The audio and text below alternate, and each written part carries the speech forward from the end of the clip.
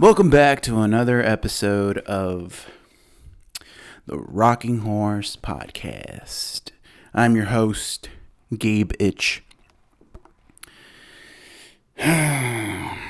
Today's episode is Mortal Kombat Annihilation. That's right, the sequel to the 1995 one. Just only 2 years later, 1997. There's a lot about this one. There's a lot.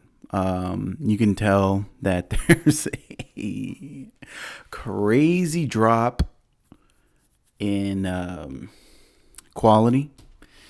I guess they wanted to crank this bad boy out to make a lot of money because the first one made a ton of money. Not everyone comes back. No, just like a few characters. A lot of new characters are introduced, which is really cool, but it's essentially the same movie in a sense. You fight and save the world. Whereas the other one seemed like it had structure, this one's just all over the place. But, as a kid, you see this and you're very excited. Super excited. You're like, whoa, there's another one. Yeah. There's, Mortal Kombat Annihilation. Okay. I mean, yeah, like I own this one too. And with my, with my siblings, we fought. This just is the same. We were just a little older. I'm like, now we're older, we could fight with different powers. At the end of Mortal Kombat, the original one, the Emperor of Outworld, Shao Kahn, comes down and destroys the temple of the village that Liu Kang is from. That is Shao Kahn. In this movie, it picks up literally right at, like, 5 seconds after. It picks up and it's Shao Kahn arriving with his generals, if you will. They arrive and they essentially invade the Earth realm. Now there's much more sorcery and magic and special abilities that a lot of the characters are able to do in the games. This one, everyone's got a gimmick now. For example, Shao Kahn resurrected Queen Sindel. Queen Sindel is Kitana's mother. She's been dead for a very long time.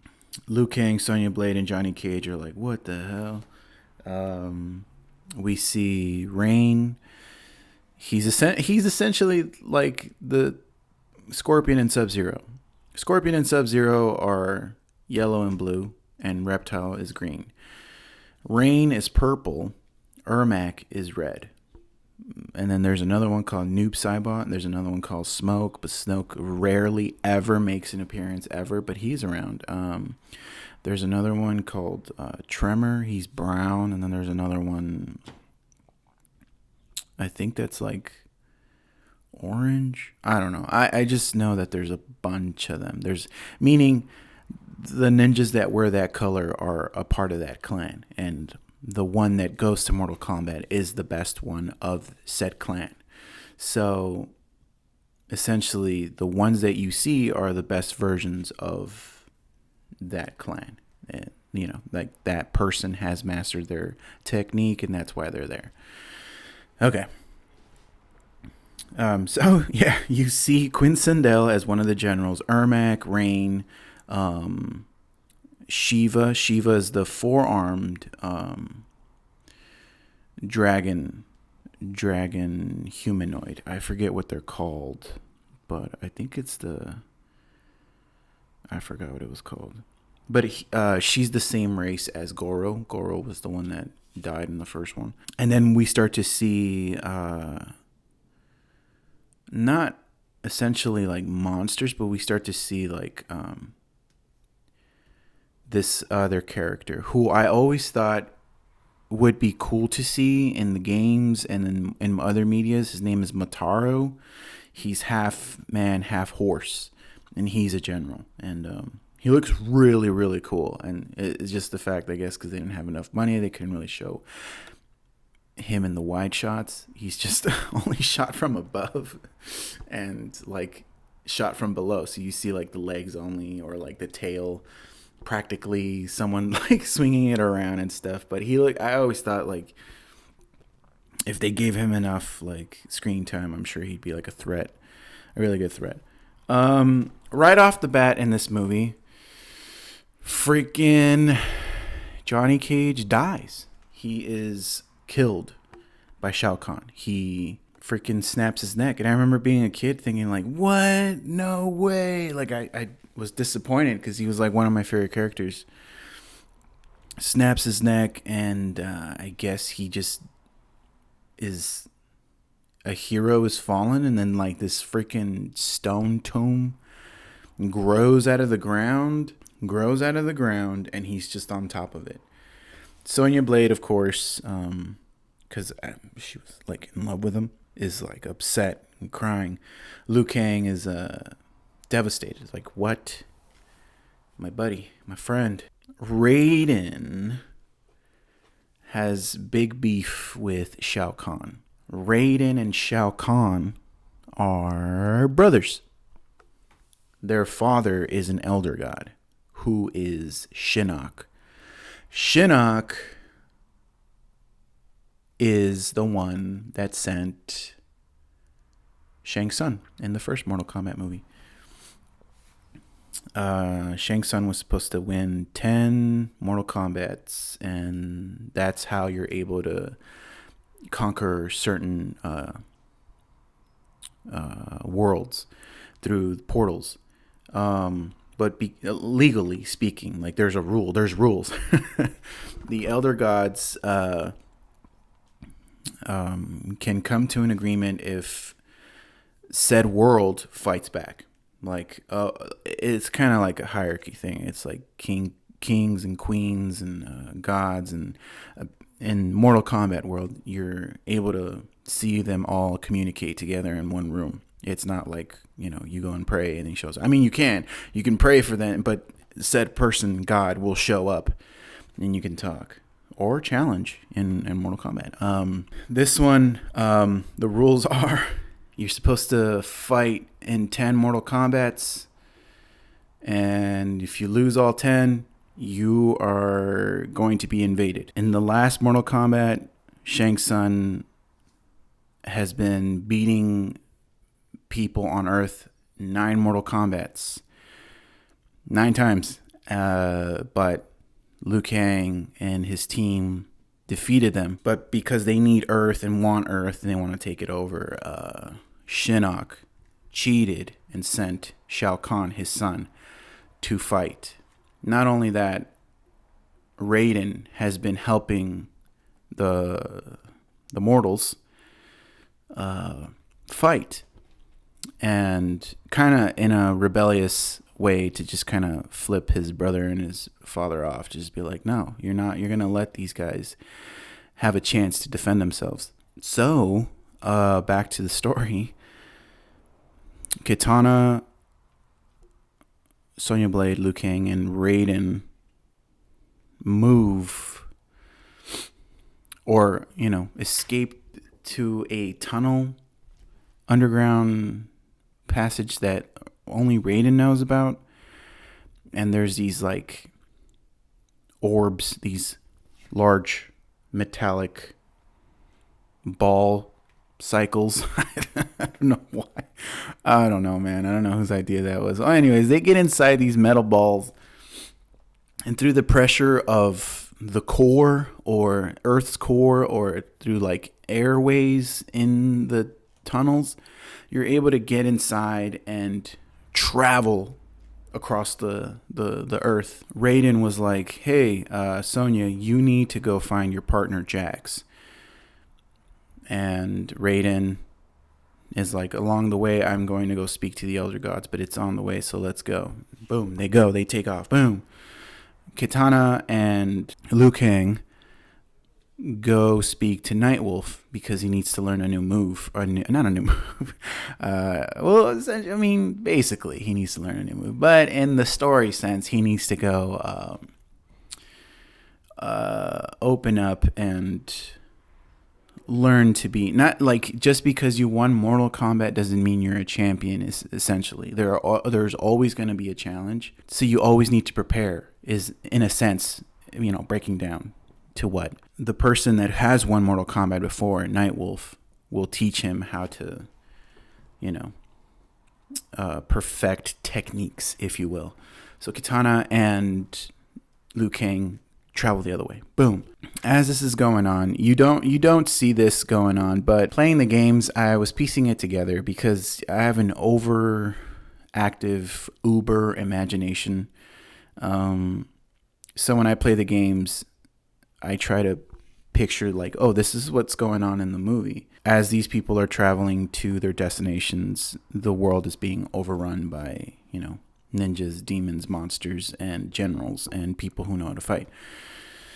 And in the games, you see that happen. Certain characters are fighting everywhere, and then there's monsters flying around. There's ninjas trying to destroy you and capture you to enslave you. There's drama between the generals. One who is chosen to be the top general of all. I think they're fighting for the position. Shao Kahn in the games and in the other medias, he's supposed to be like this sure of himself monster king. He just comes around and destroys things. But in the movie, they made him like not second guess himself. He's just not like a lapdog. He's just kind of like the big muscle. He's more like brute, not all smarts. Like he's just this big burly guy who wants to rule, but his dad is like the bully. I don't know. Like it just, I never liked that. I always thought like Shao Kahn should have been the main villain, but they made it seem where it's like he's just like this weakling with dad issues and stuff. So I just thought that was lame, but whatever. I didn't write this. Okay, so Sonya Blade somehow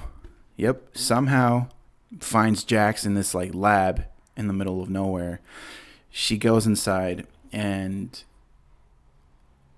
in the media of Mortal Kombat, he is in an accident. His spine is busted. Like shrapnel hits his spine, and he get surgery, and he gets metal arms, and that's what helps him, because he needs his arms. But in this movie, he gets them because he needs an edge to fight. I don't know. It was weird.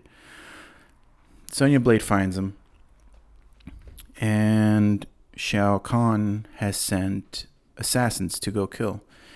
Shao Kahn sends a bunch of ninjas, and he sent an assassin bot. Yeah, an assassin robot to destroy them. And the robot is called Cyrax. This is like one of the best fights I've ever seen. I mean, I know it's a really cheesy movie, but this is like one of the best fights I've ever seen. Cyrax and Jax fight. Cyrax has like tons of like abilities. They only choose like one thing to do. They only show one thing for him to do. It's like these little marbles that come and melt you. But in the games, it's like a giant net. It's like these nanites that come and eat you. But it's supposed to be like a net. And in this one, it just seems like he's just throwing them at people. My favorite part in that fight is when Jax throws this gurney, and Cyrax, without looking at it, hears it coming or senses it coming because he's a robot, and he like jumps in the air and does like a 360 backflip and smashes the table, and he fights Jax. Jax not being used to his arms, he's losing the first part of the fight, and then at one point he starts to overcome the battle, and for some reason the nanites don't eat his metallic arms, and he just throws away this like nanite net ball thing out of the way. Sonya Blade ends up killing Cyrax. She does her special combo, but it's like done through powder. It's really weird. And then like Cyrax explodes. Boom. And then Raiden is just hanging out, talking to the elder gods, not understanding what the hell's going on with that. I guess they just didn't know what to do with him, so they just sent him to a temple to just talk and cross his legs and hang out. It was so weird. It was random. Like in the other one, he couldn't join Mortal Kombat. And this one, the world is being taken over. He could have easily gone and fought, like straight to the source. Anyways, the next fight is essentially almost the same. It's just in a different place. Katana brandishes her blades. Finally, we are like, oh, cool. She does have them. She's always had them. Because remember, the movie picks up right from the end of Mortal Kombat. She just pulls them out of her boots and cuts a bunch of ninjas up. Liu Kang is fighting Smoke. He's another assassin droid. And he is getting his ass kicked a lot in this movie. I like this fight because it shows that although you did win Mortal Kombat, there are other stronger fighters out there that can still beat you. And that's essentially what I got from this movie, where it's just like, man, this is the next level. Like literally, it doesn't matter if you won or lost. You still have to fight. And it doesn't matter, you know? That's what this one felt. Liu Kang was fighting. Smoke was like whooping his ass. And then Sub-Zero shows up and saves the day. Okay, this isn't Sub-Zero, the one we know. This is Sub-Zero's brother, the one that doesn't believe in the clan that his brother is from. He's excommunicated, or there isn't enough to continue the clan. So his brother isn't following the clan. He wore his brother's, the one that died in Mortal Kombat, the first one. He's wearing his costume to go get revenge, just simply for that. He doesn't follow the clan rules. He's helping the heroes in this one. He's got a scar. He looks cool. I remember thinking like, okay, you know, it's cool. Okay, you got a scar, whatever. What I don't understand is that Scorpion died in the first one. And I guess this is Scorpion from hell, I guess. Or, okay, so this is how it's supposed to go. Scorpion died in the first Mortal Kombat, but because Shao Kahn came, it's just kind of like the Antichrist. So everything that has died, or not only this, I'm pretty sure they resurrected characters that they need. So kind of like a bounty, like, hey, these guys are wanted. Are you interested? Scorpion, being the one from Hellfire, was like, sure. And he's the one that kidnaps Katana. He shows up, kidnaps Katana. Sub-Zero is like, shit, well, Liu Kang, you need to go talk to Nightwolf. And that's it. And somehow we're going to go talk to Nightwolf, and Liu Kang is in the middle of nowhere. He runs into Jade. Jade is apparently testing him. They fight, and it's like sexy fighting. And he's like, nah, I got a girl. And she's like, are you sure? And it's like really cold, and she's like trying to keep him warm. And she, you know, she's trying to keep him warm. And he's like, nah, I got a girl. And then she like kicks the shit out of him and keeps kicking him, and they fight, and it's like sexy fighting. And then Liu Kang like pins her down, and she's like laughing, and you know, it was kind of weird. I remember being a kid thinking like, what the hell's going on? What's happening? Is this still Mortal Kombat? Yeah, so that's Jade. Liu Kang meets Jade. They go and they continue their journey to go find Nightwolf. Sonya Blade and Jax are also walking in the middle of nowhere. You know, I guess most of the cities have been destroyed already, but they're in the middle of nowhere. And Sonya Blade meets Melina. She's like not a carbon copy, but she's like a twin. And I'm not too sure if she's her sister, but she shows up, has the same fighting style as Katana, and she brandishes weapons. The reason Melina is like a deadly force is because it looks beautiful, but she covers her mouth with a mask. And as soon as she takes that off, she's got like a crocodile mouth. Like she's got a dinosaur mouth, but still human. You know, like her smile goes from ear to ear, and there's like gangly monster teeth.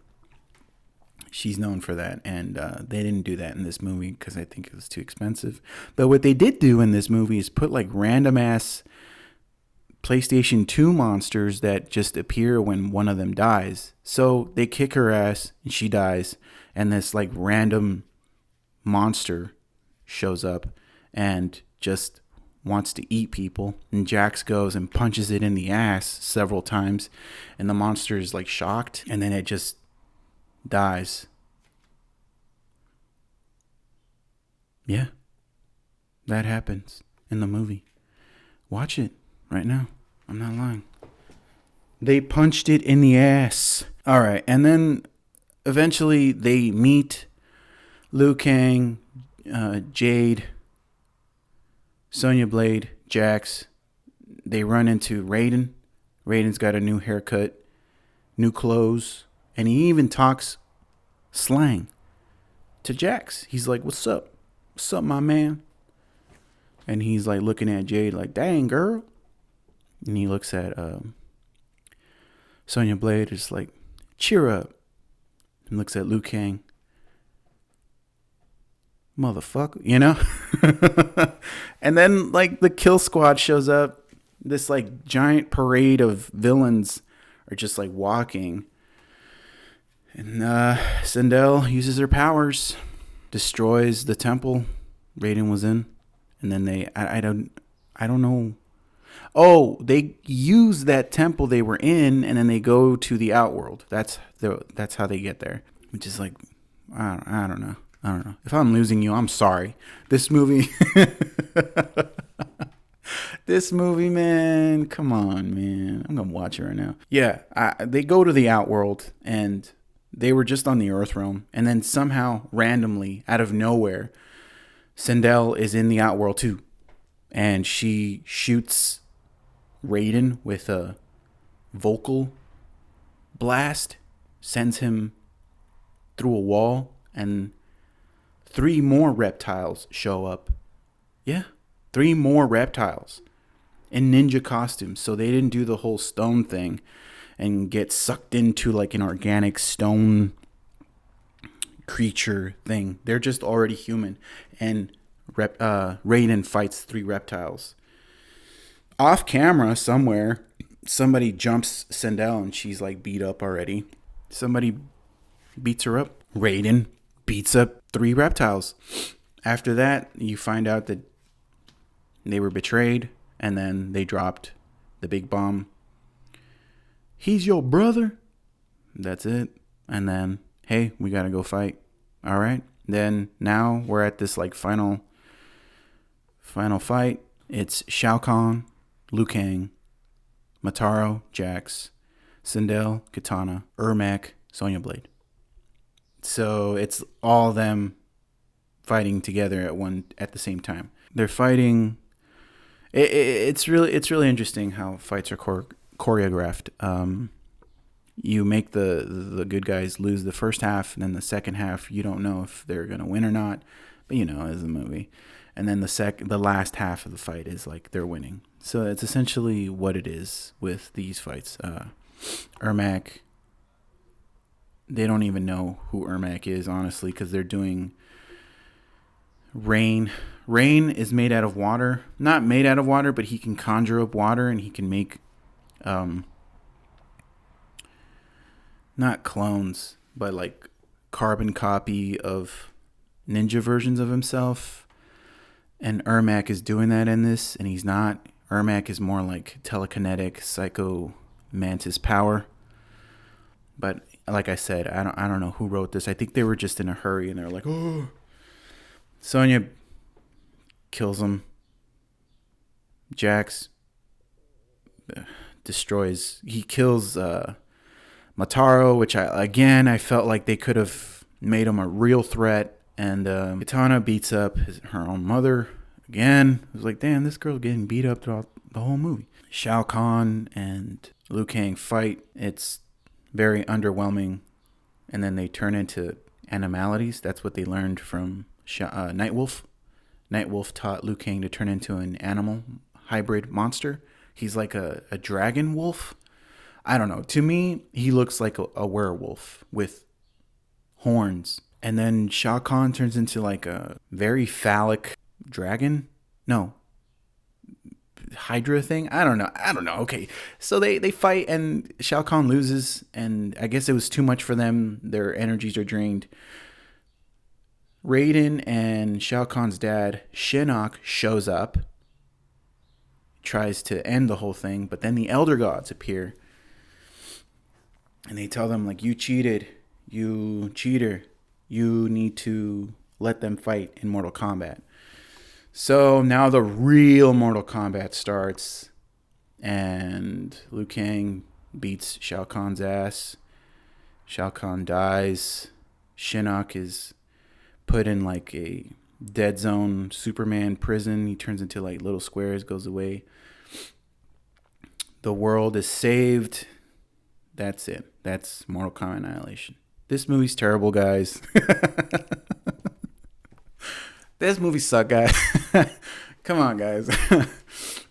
Yeah, if you go on like any site and you type it in, it has like the lowest score everywhere. The only reason it's still around, people talk about it, is because of nostalgia.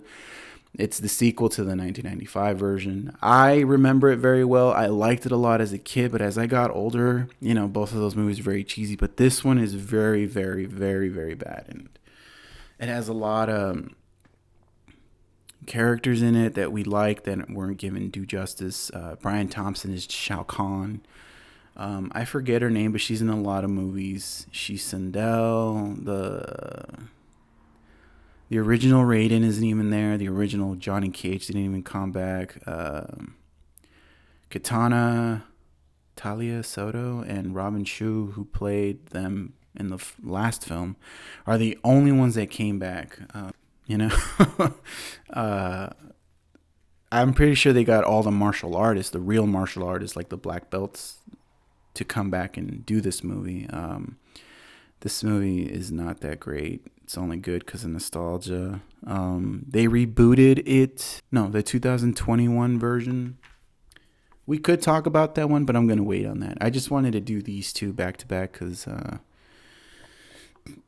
well, when was I going to choose to talk about Mortal Kombat Annihilation? Like, I wasn't just going to go and solely pick a random day and be like, oh, Mortal Kombat Annihilation. Nah, I talked about the first one. This is the second one, and that's it. You know, it's not that good. I mean, it's not good at all.